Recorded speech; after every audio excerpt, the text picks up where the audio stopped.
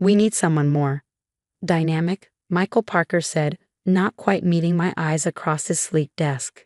The tech industry moves fast, Catherine. Maybe it's time to consider a different field. I sat there, stunned, staring at the termination papers he just slid across to me.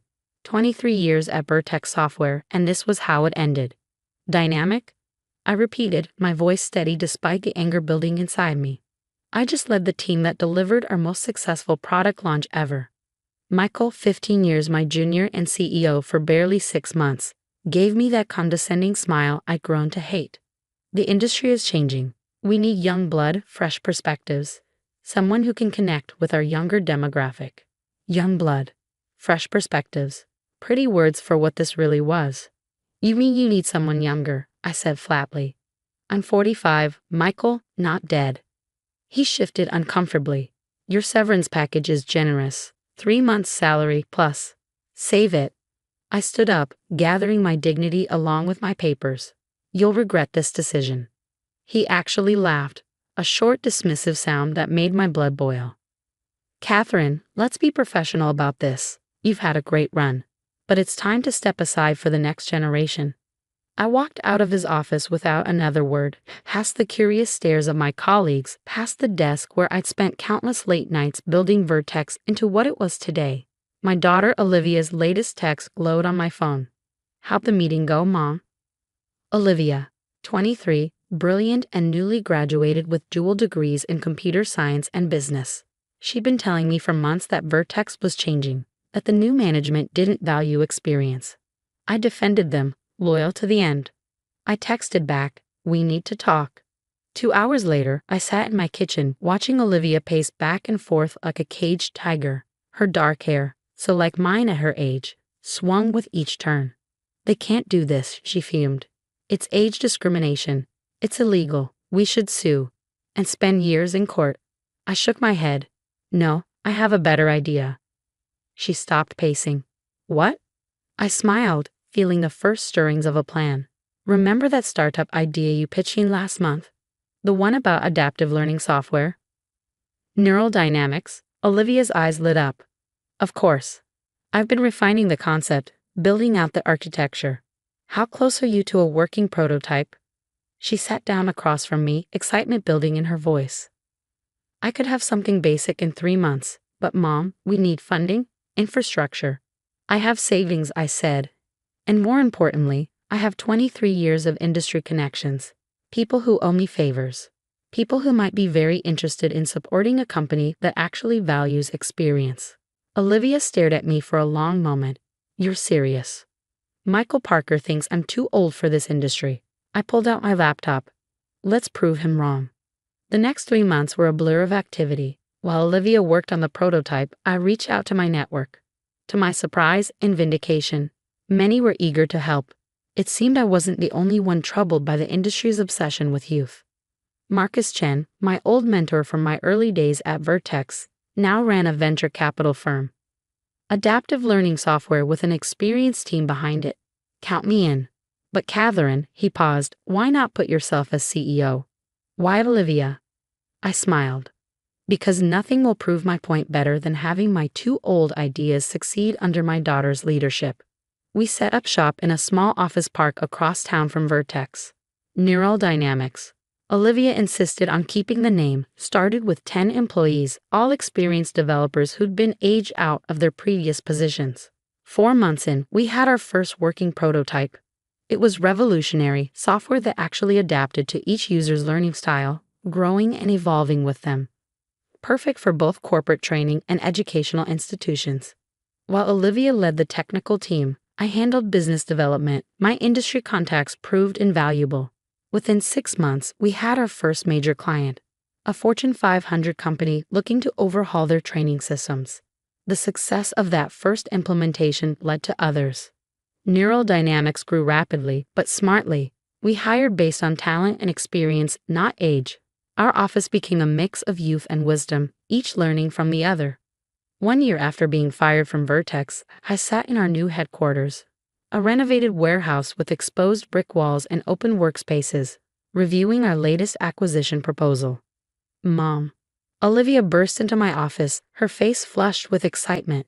You need to see this. She handed me her tablet. On the screen was a news article. Vertex Software reports fourth quarter losses, stock plummets. I skimmed the article.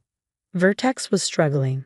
Their last 3 product launches had failed to meet expectations. Customer satisfaction was down. And buried in the middle of the article was a telling quote from an anonymous employee. The new management doesn't understand the complexity of enterprise software. They're all flash, no substance. Olivia perched on the edge of my desk. They're looking for a lifeline. Rumor is they're approaching companies for potential buyouts or partnerships. I leaned back in my chair, a plan forming. What would you say to acquiring their enterprise division? Her eyes widened. Can we afford it? After next week's IPO, I smiled. Easily. But that's not the best part. What is? Michael Parker would have to interview with you to keep his position. Olivia's grin turned wicked. When do we start? I picked up my phone and dialed Marcus. Time to make an offer they can't refuse. The wheels were set in motion. Our IPO the following week exceeded all expectations. Turns out investors appreciated a tech company that valued experience. Neural Dynamics was now worth billions, and we were about to turn the tables on Vertex. But first, we had to arrange a meeting. One that would remind Michael Parker that age was just a number, and karma was very, very real. The Vertex software lobby hadn't changed. Same modern art on the walls, same sleek furniture, same air of desperate trendiness. But this time, I wasn't here as an employee. I was here as the owner of their potential salvation. Ms. Wilson. The receptionist smiled brightly. The board is ready for you in the main conference room. I nodded, adjusting my designer blazer. The same room where I presented countless times during my 23 years here, but today was different. Actually, I said, I'll wait for my CEO to arrive. She's leading the presentation. The receptionist blinked, clearly not expecting that. I enjoyed her confusion as I sat down, checking my phone for Olivia's latest text. Stuck in traffic, 5 minutes away. Don't start without me. Right on cue, Michael Parker emerged from the elevator, his face tight with stress. He'd aged in the past year. Amazing what running a company into the ground could do to someone. Catherine? He stopped short, staring at me. What are you doing here? I smiled pleasantly, waiting for a meeting. You know, despite being so old, I can still manage that much. He flushed. Listen, about last year. Ms. Wilson. The receptionist cut in. Your CEO has arrived. Olivia strode through the front doors like she owned the place, which if things went according to plan, she soon would. She wore a black power suit that made her look older than her 24 years. But her youth was still apparent. Michael's eyes widened as she approached. I could see him processing, wondering why someone so young was leading a company wealthy enough to acquire Vertex. Mom, Olivia smiled, kissing my cheek. Sorry I'm late. Traffic was terrible. She turned to Michael, her expression cooling. Mr. Parker, I presume. I watched the blood drain from his face as the pieces clicked into place. Mom, he choked out. Shall we head to the conference room? I suggested brightly. I believe the board is waiting. The boardroom was packed. 8 nervous-looking board members sat around the massive table, with Michael's seat conspicuously empty at the head. As we entered, I recognized most of them, the same people who'd rubber-stamped my termination a year ago. Olivia took control immediately, standing at the front of the room with the confidence of someone twice her age. Good morning, everyone. I'm Olivia Wilson, CEO of Neural Dynamics. I believe you all know my mother, Catherine. The board members shifted uncomfortably. One of them, Harold Matthews, who'd been my ally before Michael took over, actually had the grace to look ashamed. Let's cut to the chase, Olivia continued, pulling up our presentation. Vertex's market value has dropped 60% in the past year.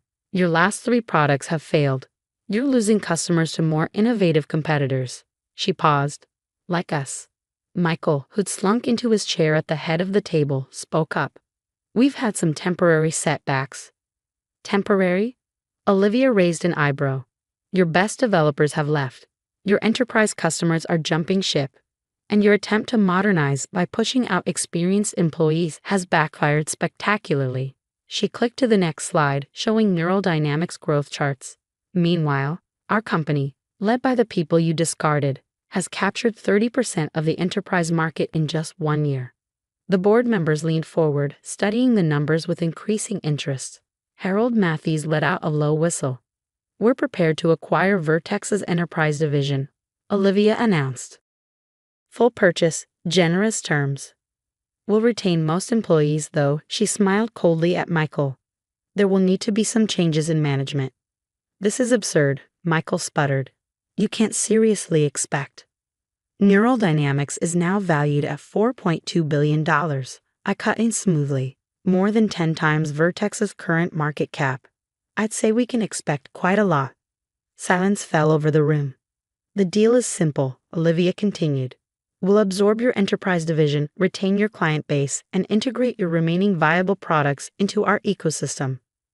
Current employees will be evaluated for positions within Neural Dynamics." She paused. "Including you, Mr. Parker."